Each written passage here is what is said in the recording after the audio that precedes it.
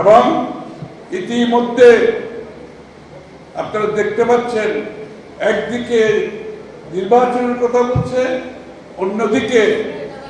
অন্যদিকে বিভ্রান্তি সৃষ্টি করতে চাচ্ছে, বাধাগ্রস্ত করতে চাচ্ছে,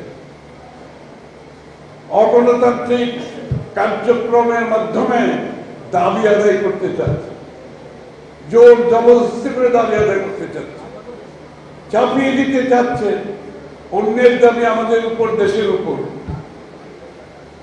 বাংলাদেশের মানুষ সেটা গ্রহণ করবে, কারণ বাংলাদেশের রাজনীতিতে সংস্কৃতি বদলাতে হবে।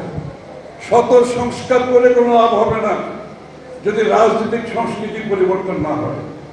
আমাদেরকে সহনশীল রাজনীতি করতে হবে, অন্যের মতামতের প্রতি সম্মান দেখাতে হবে, শ্রদ্ধা দেখাতে হবে, দ্বিমত পোষণ করেও শ্রদ্ধা জানাতে হবে, দ্বিমত পোষণ করেও অন্যের মতের প্রতি সম্মান দেখাতে হবে।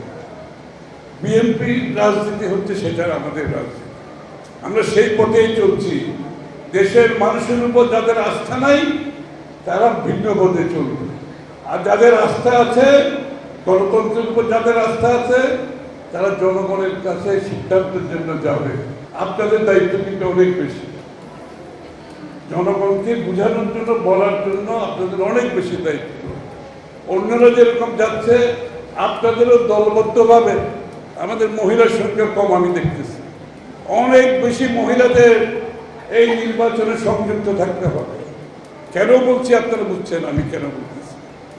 আপনাদের সব মহিলাদের এই নির্বাচন যুদ্ধে সম্পৃক্ত থাকতে হবে, এলাকা এলাকায় যেতে হবে, বাড়িতে বাড়িতে যেতে হবে, গণতন্ত্রের মুক্তির সংগ্রাম জনগণকে বুঝিয়ে দিতে হবে। না হলে অপশক্তি জন্ম আবারও বাংলাদেশে নেবে। বাংলাদেশ বিরোধীরা আবার মাথাচাড়া দিয়ে